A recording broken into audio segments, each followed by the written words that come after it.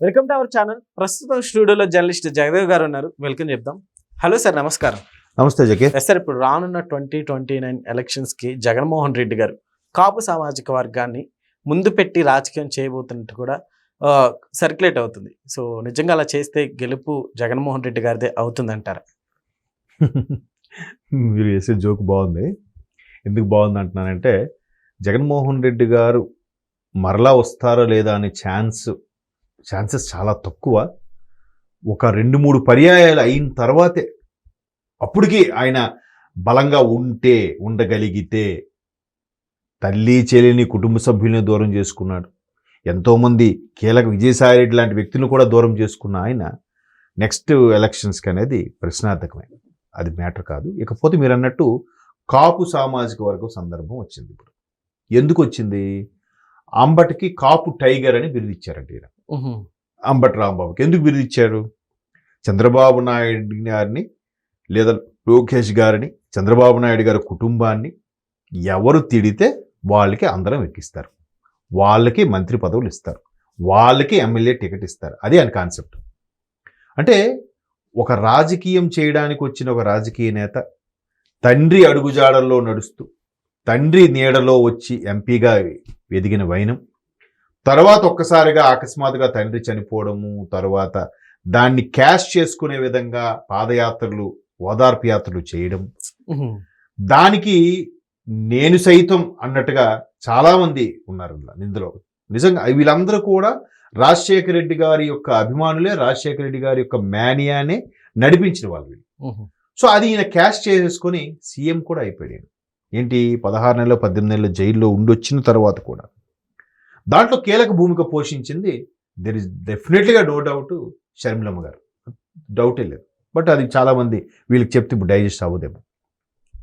అయితే 19లో గవర్నమెంట్ వచ్చిన తర్వాత మాకు తిరుగులేదు, రాబోయే 30 ఏళ్ళు నేనే సీఎం ఉంటా, నాకు ఎవడు అడిగేవాడే లేడు, నాకు అడ్డు చెప్పేవాడే లేడు, నేను ఏదైనా చేసుకుంటా, నా నా ఫోటో పెడితే చాలు ఒక కుక్క పెట్టినా గెలుస్తుంది అనే ధోరణిలో కూడా విమర్శలు వినిపించాయి ఆయన మీద. మేబీ ఆయన కూడా, ఎందుకంటే ముఖ్యమంత్రి అయిన తర్వాత ఎవరిని కలిసేవాడు కాదంట ఆయన, ఎవరు చెప్పినా వినేవాడు కాదంట. అంటే ఒక రకమైన అది తలకెక్కిందా లేదంటే ఆయన బిజీగా ఉండడం వల్ల జరిగిందో తెలియదు, కానీ మొత్తం మీద ఈ విమర్శలు అయితే ఉన్నాయి ఆయన మీద. అయితే ఇప్పుడు కాపు సామాజిక వర్గంతో కలిసి మీరు 2019లో పవన్ కళ్యాణ్తో వెళ్తే బాగుంటుంది అని చెప్తే వినలేదంట.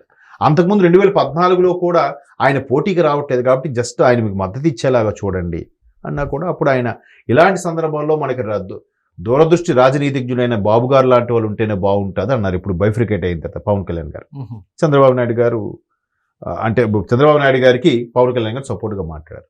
19లో ఇండివిజువల్గా పోటీ చేశారు. అప్పుడు కూడా కొంతమంది సలహా ఇచ్చారట, జనసేనతో కలుపుకుపోదాం, మనం గెలుస్తాం, కాదు మనమే సింగిల్ గెలుస్తాం అన్నారు. అఫ్ కోర్స్ మేనియానో లేదంటే జనసేన వాళ్ళ క్రాస్ ఓటింగో టీడీపీకి ఇబ్బంది కలిగింది, వీళ్ళు వైసీపీ వాళ్ళు గెలిచారు. సో అప్పుడు కూడా ఈవీఎంలే, అప్పుడు టీడీపీ వాళ్ళు ఈవీఎంలు ట్రాష్ గీసేయం అనలే. చంద్రబాబు నాయుడు గారు ఒకటే మాట్లాడారు 19లో ఓడిపోయిన తర్వాత, ప్రజల తీర్పును గౌరవిస్తున్నాం, చక్కగా పరిపాలించాలని కోరుకుంటున్నాను చెప్పి వెళ్ళిపోయాడు అంతే. ఆయన ఇంకేం మాట్లాడి, దానికి వీళ్ళు ఇంకా అరే ఈయన ఏదో ఒకటి చేయాలి, ఇరికించాలి, మానసికంగా క్షోభ పెట్టాలి, మాట్లాడించాలి, అన్ని రకాలుగా ప్రయత్నించారు. బట్ ఆయన అలాగే ఉన్నాడు. ఇంకా ఒక ఫైన్ డే బోరుని వెలిపించాడు మీడియా సార్. ఎప్పుడు ఆయన ఏడవడం కానీ నవ్వడం కానీ అతిగా ఎప్పుడు ఉండదు. లిమిట్, ఎక్కువ నవ్వు వచ్చినా కూడా చిన్న స్మైల్ అంతే. ఒక లీడర్కి ఉండాల్సిన క్వాలిటీస్ అవే. సో అట్లాంటి చంద్రబాబు నాయుడు గారిని కూడా ఏడిపించేలా చేశారు. పక్కన పెడితే మరి అప్పుడు కాపు సామాజిక వర్గం పవన్ కళ్యాణ్ గారితో ఎందుకు కలవడానికి ఇష్టం లేని వ్యక్తి ఇప్పుడు మరలా అంబటి గారిని ఎందుకు హైలైట్ చేస్తున్నారు? సరే, 24లో కాపు సామాజిక వర్గం పవన్ కళ్యాణ్ గారు, టీడీపీ, జనసేన ఒకటైపోయింది కాబట్టి దాని మేనియాన్ని తగ్గించాలని ముద్రగడ పద్మనాభాన్ని హైలైట్ చేశారు. ఆయన ఏంటి, టు ఆంధ్రప్రదేశ్ అన్నాడు. ఆయన నీకెందుకు 1000 కార్లతో వచ్చి జన సమీకరణ వస్తా చేరుతా, గెలుపు మీది కాకపోతే ఇంటి పేరు మార్చుకుంటాను కూడా అన్నాడు ఆయన.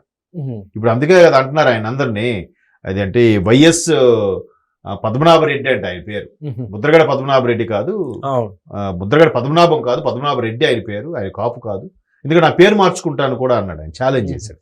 మీకు ఎన్నికల ముందు గుర్తుందో లేదు.